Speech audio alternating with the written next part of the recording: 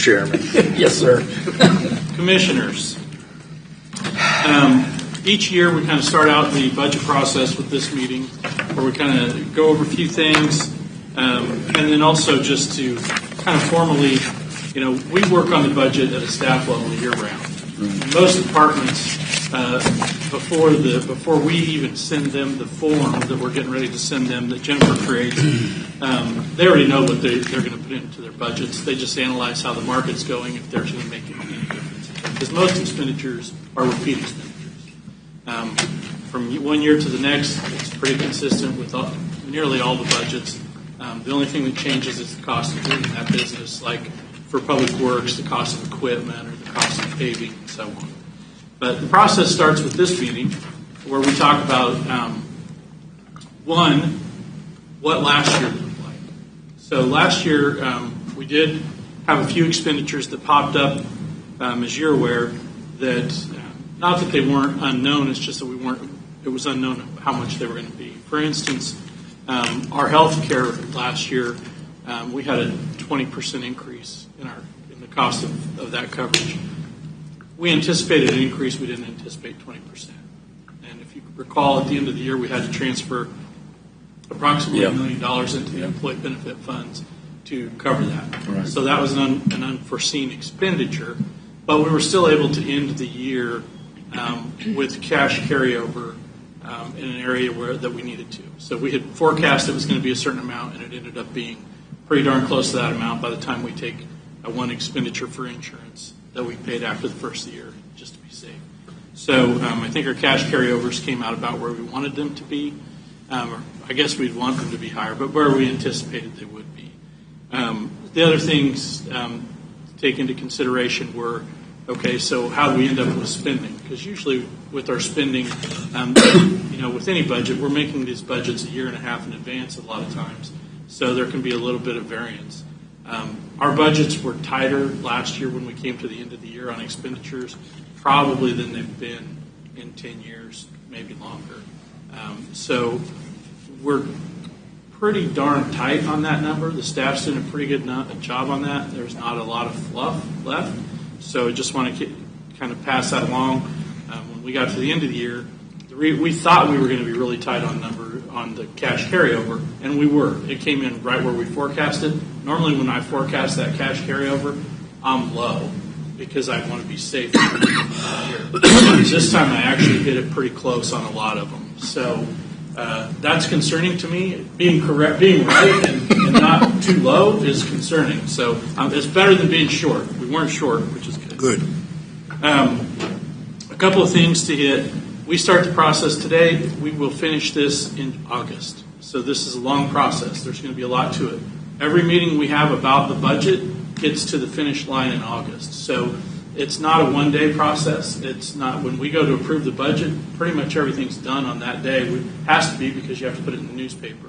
But we will have multiple meetings from now until that day. You will be meeting with each department. If you so wish, you will meet with every outside agency that requests funding.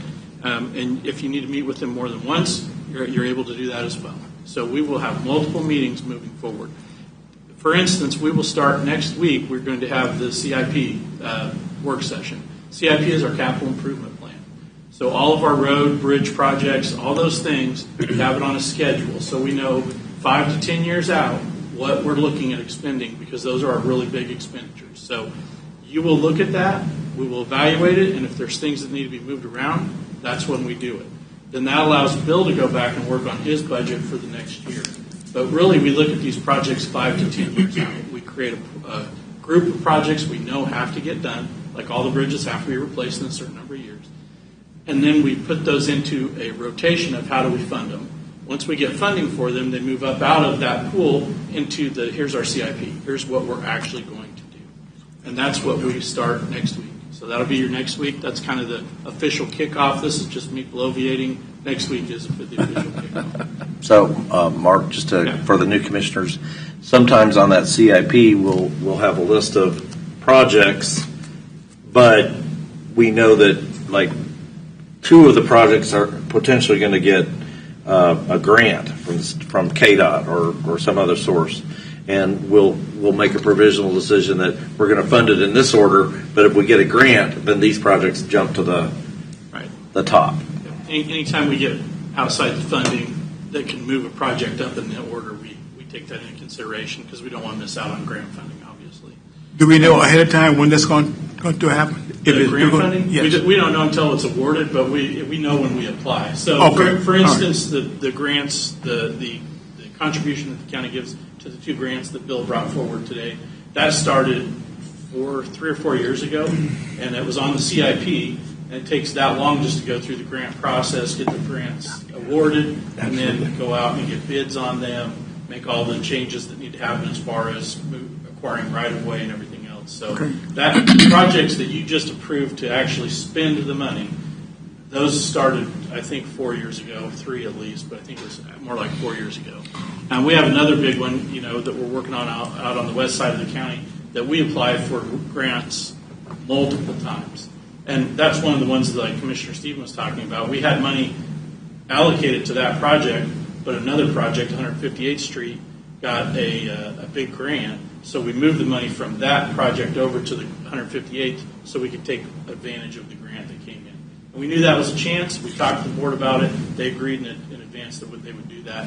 So that way we could apply for the grants. But I've been in organizations where you apply for too many grants and you can't come up with the matching funds and you have to turn it back. That's a no-no. bad thing. That is not so good. we really, Bill does a good job of managing the CIP, and we make sure we don't get in that position. But most of those projects, over 80% of the projects are funded with the sales tax, and then we have local ad valorem taxes that go into that as well, which is part of Bill's budget.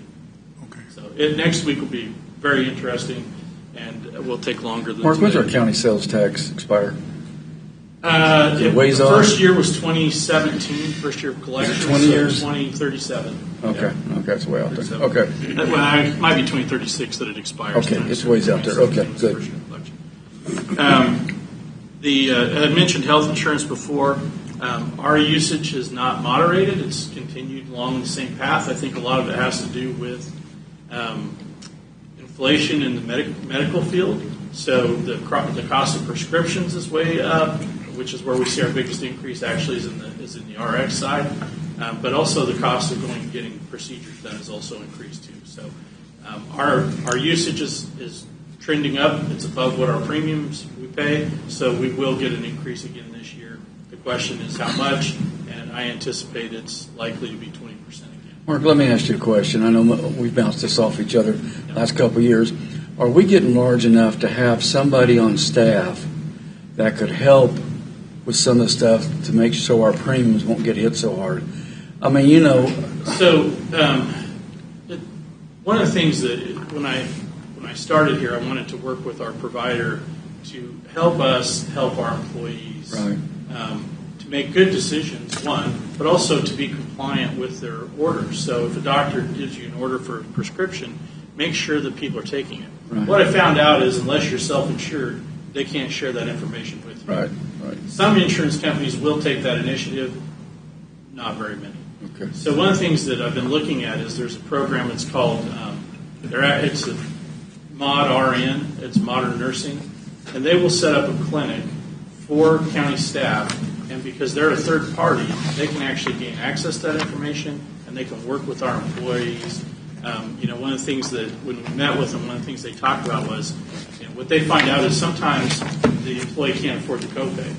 So it's better for the county then to go and offer to cover that copay for the employee to get them compliant with their prescriptions, because long term their health is going to save money versus the copay that they It's a would win-win have to for pay everybody, yeah. for the prescription. So I'm looking into that. There's a cost to it, and I'm trying to figure out a way that I can make that happen without increasing the budget. So I have to find other things that I can move into that. So I'm working on that right now. I've been working on it for almost a year actually, and this year I'll be working towards that as well. Well, it seems like employers are wanting to look at more because they had the health thing that Jamie and everybody put out, and they went and got tested, and a lot of people found things they didn't have, but that's just once a year or whatever we do it. If we had, and we don't need to take on any more costs, but I think it's a win-win for the employee mainly, and also the county's premiums. It's a very moderate cost, actually. A monthly cost is really reasonable.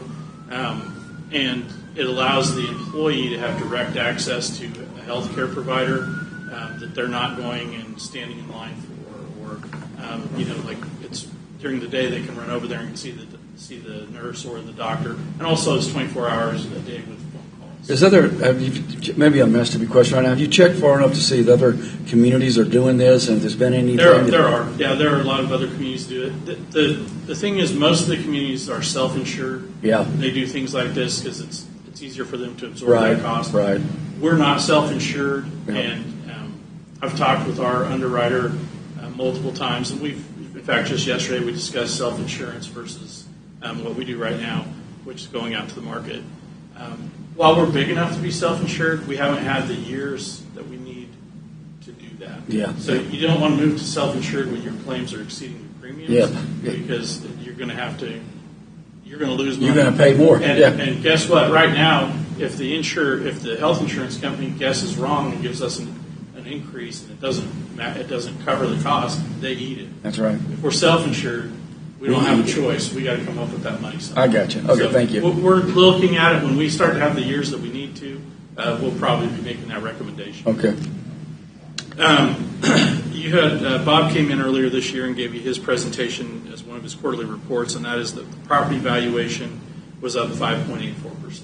Excuse me, Mark, can we go back on the medical? Yeah. Was there anything, we had some individuals that came to the committee from Topeka. Yeah. And they were asking about a program Yep. that could possibly help. Is there any validity to that you can find? There's validity to it, and what they claim is it looks good on paper. The concern that we have, and that I haven't been able to ratify in my own head, and that is it legal? So, and is there an implication to our employees if they get in there and find out that later, sometimes too good to be true is actually not true. I think they have a good plan, and I think what they are proposing so far hasn't been challenged, and therefore they're moving forward with it. But when I look it over and I talk to some of the people who are in the profession about it, and also some people who are accountants that I talk about it, they question it. So I'm very conservative in that. I don't want to expose the county to something that I'm not 100% on. It sounds great. However, like you say, is it too good to be? It's Christmas. Is Christmas coming early for the? It seems that way. What I'd like to do is what I'd like to see is someone implement it, which Miami-Dade County, I believe, just signed on. It hasn't been implemented yet. I'd like to see them implement it and then see how it goes with them. You know what I mean? If it goes well there, and if it gets challenged and they can withhold or stand up to an IRS audit, great, we'll be the next ones to sign up. But until then, because it could have some real implications, not just financially on our employees, but on us as a county, reputation-wise. Exactly. Yeah. And so I like it. I like what I see. I'm just Cautious. Cautious. Yeah. Yeah, I forgot Thank about you. that. Really. Yeah. So the property value, when Bob came in, he talked about 5.84% increase in property value. 4.34% of that was reevaluation, and the other was new construction. And this is where people get confused on. They think we've raised their taxes based on the property value. You've raised our taxes 15, 20, 30%. That is true, but we did not raise our income 15, 20, 30%. In this case, 5.84% does not translate to a 5.84% increase in the income for the county, because we also have income from other sources that do not increase, that are flat or decrease. So our total revenue does not go up by 5.84%. In fact, property valuation now only equates to 50 to 60% of our total revenue. The other revenue streams are not going up 6%. They're either flat or down, like I said. So this really reflects somewhere around a 2.5 to 3% increase in our revenue. 2.5. What that means, what that translates to, is if you wanted to stay basically flat, not have an increase in the levy, 2.5% to 3% is really the target that we need to stay to for increasing expenditures, if you wanted to maintain a flat mill levy. The CPI is 2.8%.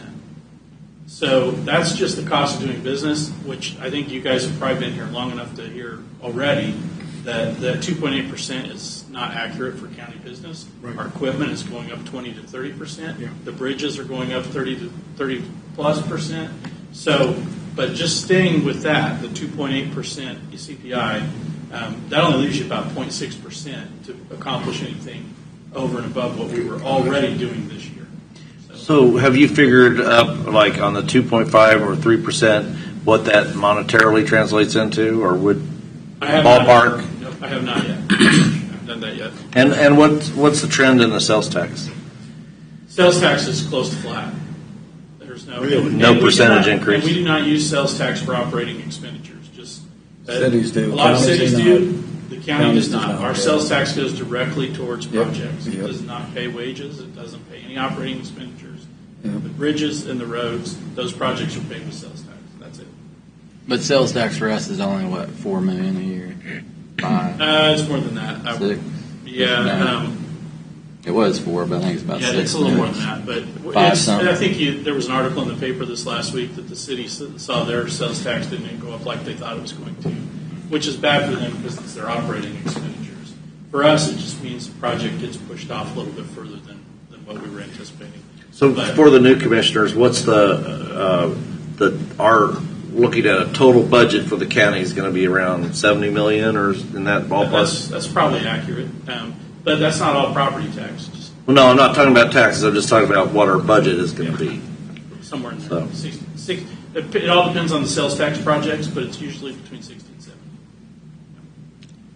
70.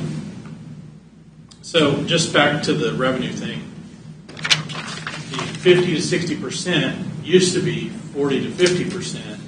Ad valorem taxes were 40 to 50% of our revenue, but as our other revenue streams have dropped off, it's become a bigger portion. So we're becoming more reliant on property taxes, not less reliant.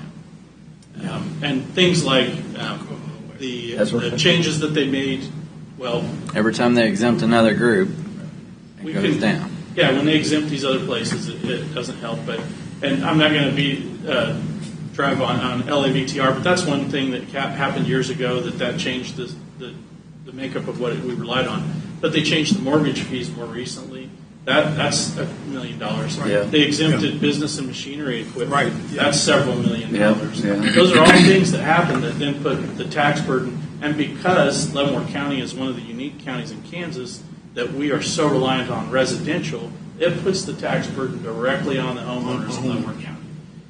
A county like Johnson County or Wyandotte County that has a lot bigger commercial base, they don't feel that pain as much at the residential side because commercial and industrial pays twice as much in valuation. 3 times. And their valuation is so much higher, but we don't get that here. So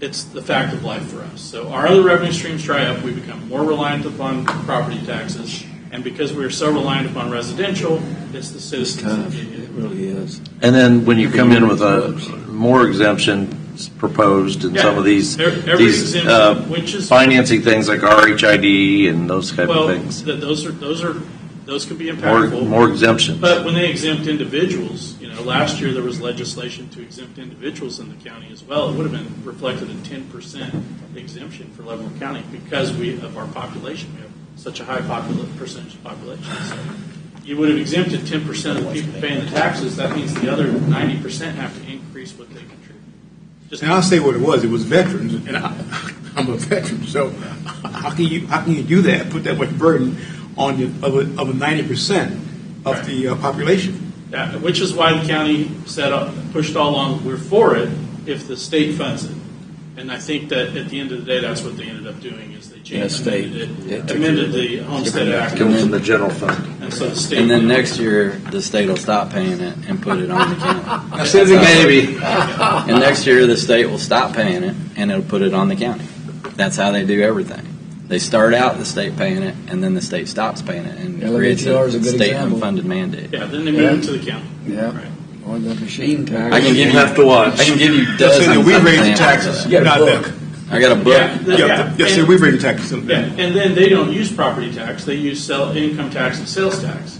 So they Doesn't matter. point the finger at us for raising the property tax.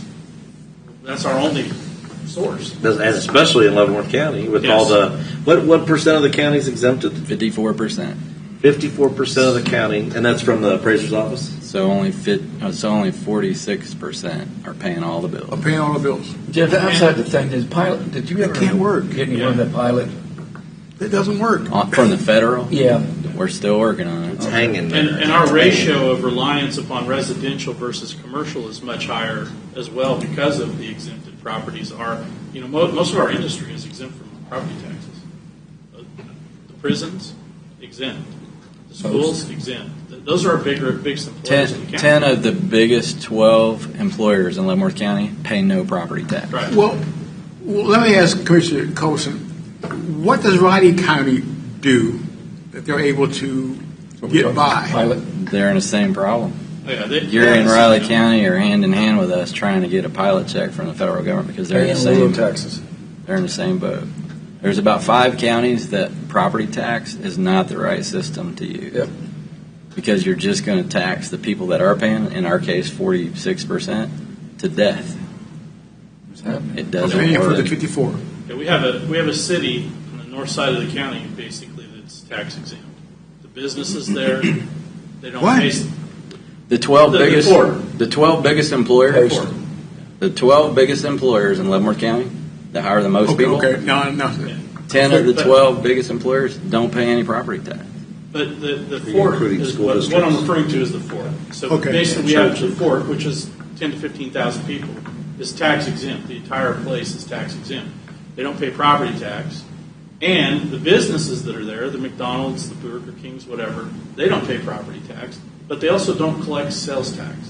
So they don't that you miss that. And having the fort is a wonderful thing, and we need it. Yeah. I'm just saying because that's what's unique to us, though, is we have that there, and it doesn't contribute back via taxes. So it's unique to us and Riley County and Gary. Is it Gary County? Is that right? Then how do we get the federal government to acknowledge that they should be paying a portion of this? They already, They've been talking they to them. already acknowledge it. If this was a DOI, Department of Interior facility, we would Okay. get a pilot check. But they don't pay pilot checks for DOD. Just Department been of the charges Defense for a couple of facilities. years now. Yeah. They already admit, hey, if you have, like Yellowstone National Park, they pay a county in Montana 80% of their county budget. The federal government pays 80% of their county budget because they know they couldn't survive on property tax because the county's 80% property tax exempt. But they don't do it for DODs for some reason, and that's the So that we're trying to correct. there's Well, been there conditions are some have changed because of the Michaels housing. There are. And those conditions have changed, so we're making the argument to them that because you're letting civilians on the base and they're not paying taxes, and because these businesses have come onto the base, that's changed conditions, so now you should consider payment in lieu of taxes. And that's the argument, Yep. and we'll Yep. see where it goes. Yep. When does that go up again? Well, so we're doing piecemealing it. So right now I'm working on the EMS piecemeal. So we couldn't get a big pilot check for the whole thing. So we're going to break it down because I got this suggestion from other counties that are having similar problems. Riley was one of them. Go for small MOUs for different services. So like our ambulance service costs me and you $2 million a year to keep our ambulance service. But Fort Leavenworth uses it, but they don't pay anything. So we're asking the fort to help us pay for EMS, make it a separate MOU. We can't get one big pilot check, but maybe we can get several MOUs set that's up good. to make Yeah, up for it, yeah, yeah. is what I we're guess trying we to should be sitting in some senator's dinner table. Yeah. We do bring this up, and I think when you were out in D.C., you had the opportunity to discuss. Yeah. We did this. We were at- This is exactly what we did when I went to DC. This is exactly what we discussed, and they admit that because of the change of conditions, that may trigger. But so they're not saying no, Right. but they're not saying yes. Right. It's not easy. It's not We've been easy doing to it for a talk few about. years now. It's We need that powerful person that can push it on through. If you know them, Wally, let us know. Or if you I want know who they are, but no one's talking. Yeah. No one's talking, including including some our present representation. I won't put any names, but they aren't talking. The last time that we had a gathering it wasn't on post, but I forget the general who was there. I wanted to ask him, but they weren't allowing a lot of conversation with different things. So, okay, all right. Okay, thank you. Yeah. One of the things that I did want to talk about and ask about today is the outside funding of so groups that are outside the county that we provide annual funding to. Last year when we talked about it, the board had asked to schedule one-on-one meetings with each of them. I just want to make sure that that's still the intent. We'll invite them in so that you can meet with them individually and talk about the funding. Annually we've reduced outside funding to the agencies that we traditionally fund. So I want to bring it up. I want to see if that's what you want to do.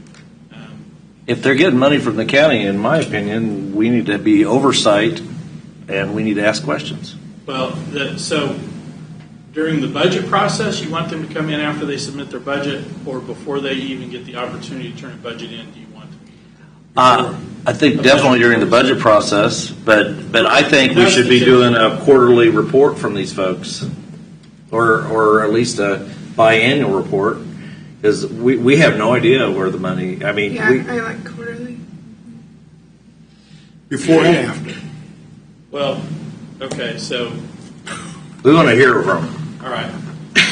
Before and after. Understand that there's quite a few, and if you want quarterly reports with them, you will be meeting pretty much every week. We will have somebody coming in for a quarterly report. They're paying us for this job. Okay. It's only part time that we get paid. They're paying us for that.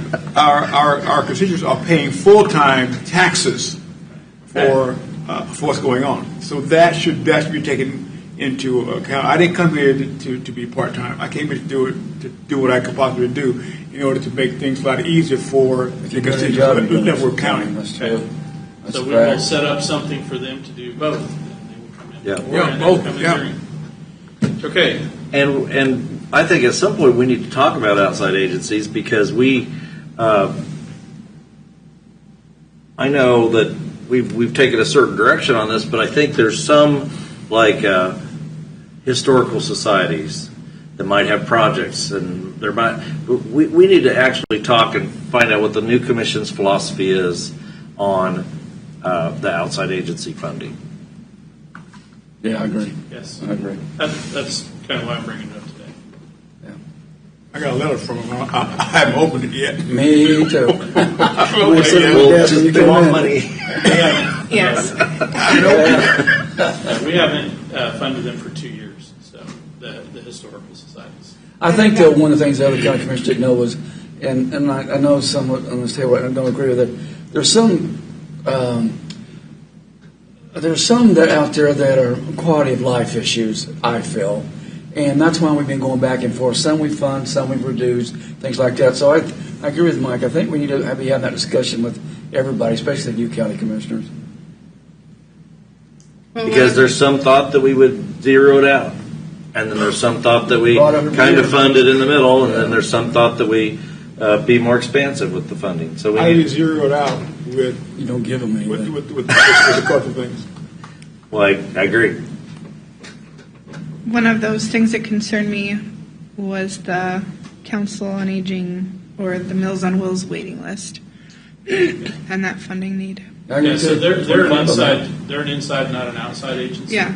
But I mean, when we talk about the budget, that's an area that I was hoping we could try and. Right. That's a quality of life issue again. And that's always the challenge. That's why I thought of it. So. How you offset one for the other, So do you give? You have 34 people right now today who are on the waiting list to get Meals on Wheels, which would cost probably around $30,000 or so to clear that list up.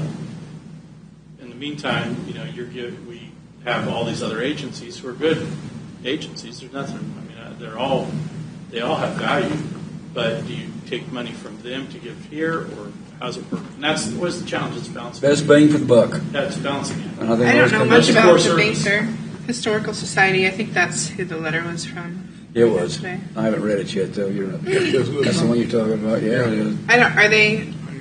Does anybody know if they're very I just active? breezed over the letter, and, Same here. and The newsletter. it looked like there has been a substantial lack of funding, and, Yeah. and they're worried about. But one thing too, Mike, one thing too, we always asked them for some type of audit. We also asked them, what are you going to use this money fund for? And then usually, I think Tongi was one of them. They brought us the projects that they did with it, so we know it's going for what Yeah. they say it's going to be used for. But at the same time, folks, these budgets are Tight. Tight. bloated. And I think that there were some good points made by the previous commission too, and that is, it's charitable giving, but when we're taking it as a tax, it's not so charitable. Yeah. We're forcing people in the county Yeah. who are to give money to an organization that they may not even be aware exists, Right. and they didn't get that choice. We made them. So that was. I think that's why there's. Yeah, but I think you already said it, made it clear what Vanessa said. I know the Council on Aging is that. I think that is something that we do in-house that we should be taking care of. And then just to wrap up, I talk to each year about specific goals. If you have things, specific goals, so each commissioner, you may have something that's a hot topic for you, like the Council on Aging thing. If you have those things, if you can get those to me over the next few weeks or so, I can compile them and see, make sure that when I talk to the departments, that they are looking into those things and that they can have time to prepare for that. When they meet with you, you bring it up, they can tell you what the cost for something like that might be. Or if you have other specific goals that are maybe not even related to one of the departments, if you just pass it on, I'll compile those into a list, make sure the entire commission has an opportunity to see those. And then I will ask you, in the future, the very near future, Commissioner Stephen, I will ask the commission to give a direction to the staff, and that is, where do you want to see us come in? As they're working on their budget, what should their goal be? I mean, as far as goal, are we going to allow 2.5% increases? Are we going to allow 3% increases? Do you want them to come in exactly flat? I like to have a goal so that they work towards that as they're preparing their budget. And they're going to start on that task in the next week or so I need to get that information from you all. And it won't be today. You need a chance to think about it, I get that. But probably next week or the week after, I will ask you to, in a regular meeting, to give me direction on what that target is. But Mark, one of the things that's bothered me, it's just me, because I've been a department head too, and the mayor. We give that goal, and there seems to be a couple of departments that don't stay with that goal. And that concerns me. Well, last year our departments hit their goal. Everyone. What's tougher is when the goal changes after the process starts. That's what I'm getting. That's where I'm So- going with it. Well, not on the department side, commissioners. The It goal- has changed the on the goal- department side as well. The though. goal changes. So if we tell them 2.5%, I like to try to stick with that because it's really difficult to get them to go 2.5%, and then when they're 6 months into the process, like the last day we're approving the budget, and we cut 5% or 0.5% or whatever. That's difficult. So I'd really like for you to think about it, give it a lot of consideration, so that we can kind of get a good direction for the departments as they prepare their budget. But Mark, the thing I was going to is I've seen sometimes carryover that should be coming back to the thing, but people were spending that money at the end of the month or end of the year when we could have used that to offset. And there's where I want to take a look at and ask the department or the elected officials, hey folks, sometimes that just doesn't look right to me. Right. And I agree with him 100%. There's an issue related to that is, let's say we come in and we say 3%.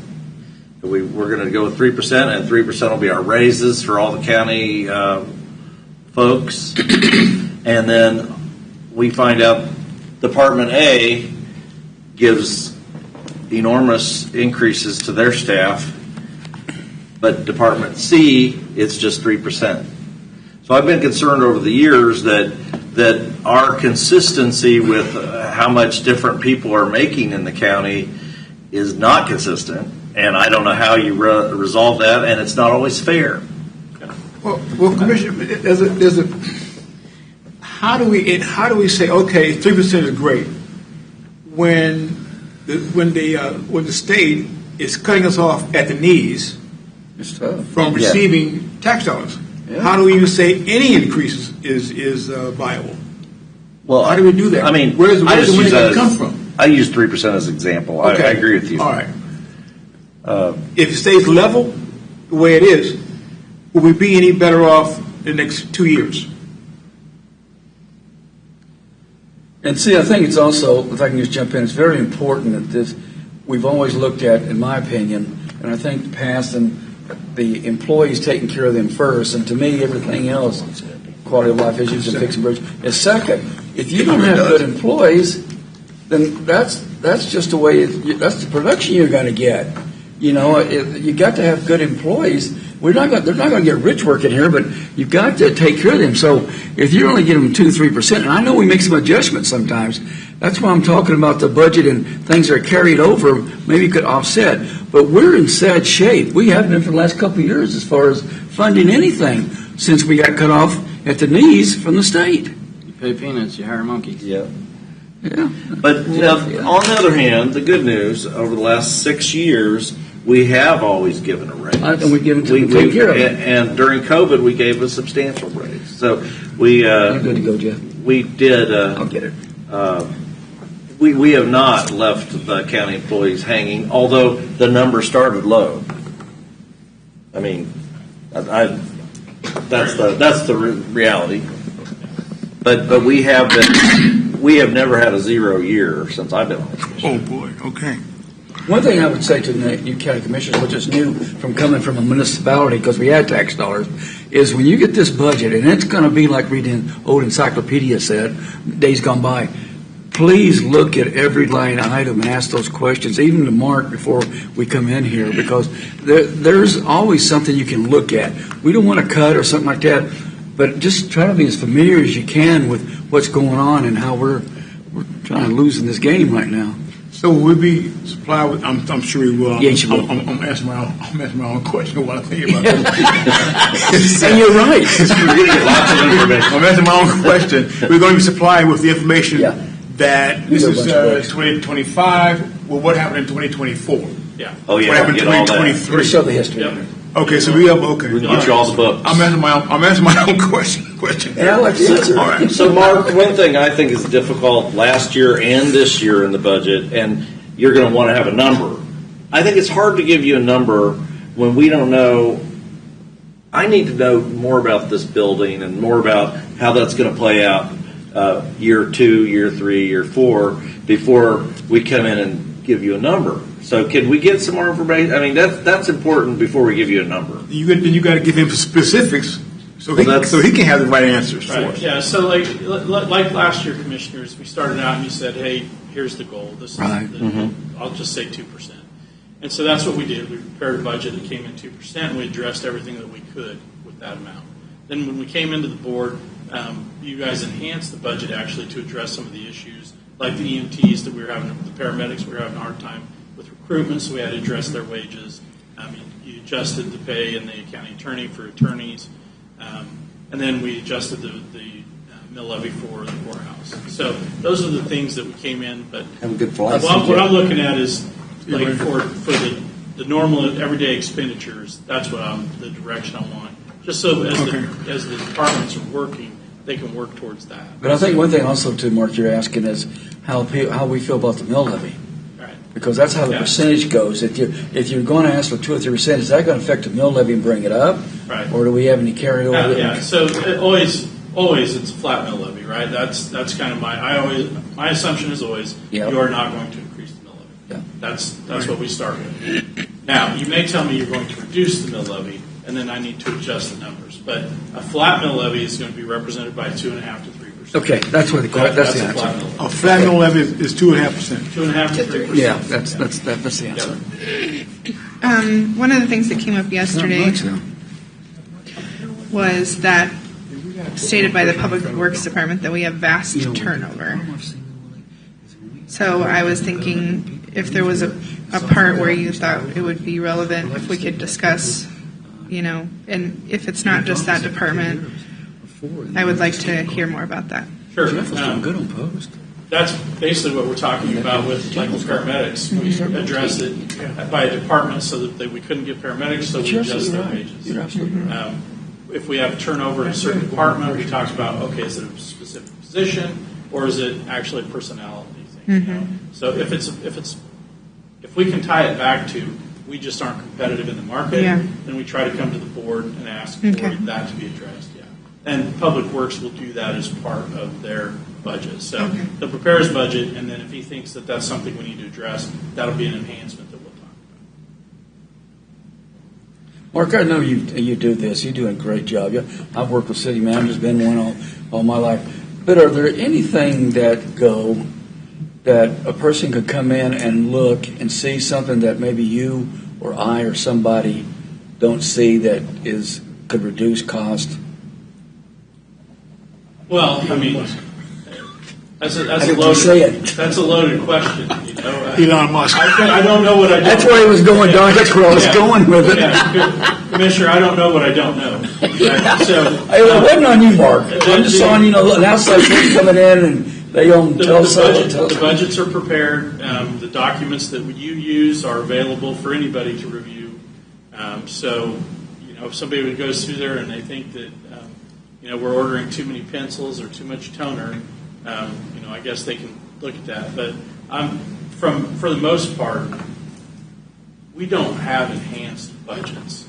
We have status quo budgets. We're just trying to maintain the status quo of what's here. Now, if you're saying maybe there's some things that we do here that aren't as efficient as they could be, it's possible. I mean, in any organization, there's going to be some inefficiencies. And the bigger the organization, like the federal government, for instance, the bigger the inefficiency.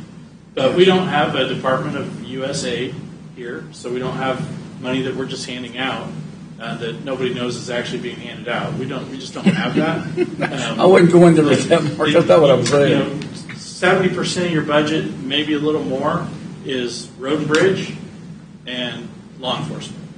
That's most of your budget. So if you want to make a significant change, those are the two areas.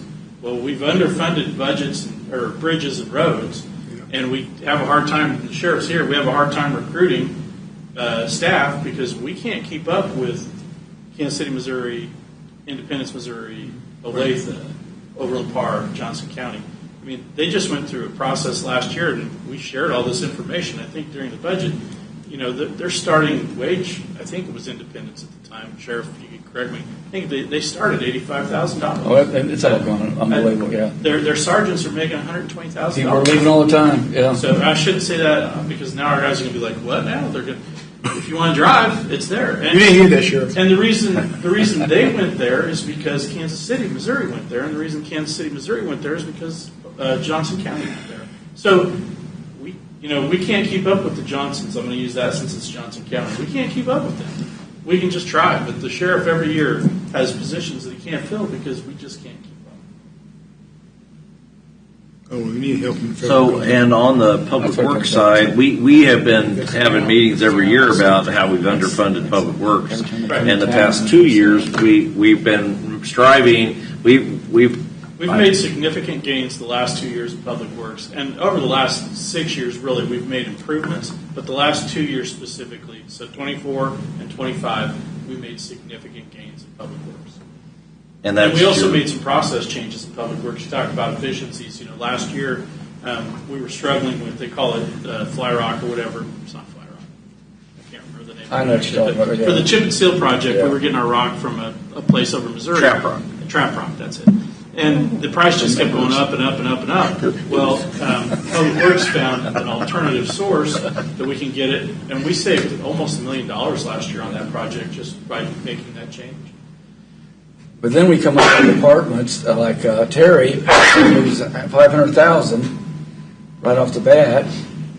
Lois, and because of the way things are not, the houses and things aren't being done the same. Yeah. So that's $500,000. Right, I think that's what she said last time. Yeah, revenue that was lost. Yeah. Not an increasing. I want to be careful. She didn't increase her expenditures. Yeah, right. No, She lost revenue. that's right. So we had to adjust. Because they changed the way the mortgage That's right. registration works, That's right. but also because inflation went up, people aren't refinancing. Yeah. So they're not filing stuff downstairs. That's exactly. They're filing it way off. It's, yeah. But that's when you and have to that's be what I meant by accountable the for it. revenue that we lose as well. It's not just stuff that happens at the state, but we lose that money. The only way we can make that money up, and this is just status quo, is increasing what the property taxpayers pay. Yeah, we switched from Haydite to Trap Rock for seasonal routine chip and seal and saved 1.4 million. Yeah. Yep. Yeah. So that's a savings that things go back towards revenue somewhere. And then you add that to the fact that we increased the yearly spending by 1.2, you can see that can pave some roads. Yeah.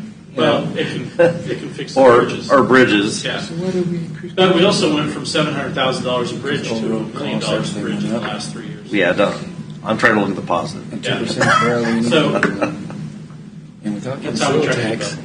like cities. Okay, I'm sorry. No, we're good. We'll be sending out the documents to the department heads here pretty quick for them to start. You go send department heads, Yeah. our heads. Hey, let's reverse it the other way, okay? They don't want your heads quite yet. They will. They will. I can Okay. promise you. Anything else, Mark? Any other from the commissioners? All right. Good, thank you. Thank you, Mark. Thank you. Appreciate it. Appreciate that.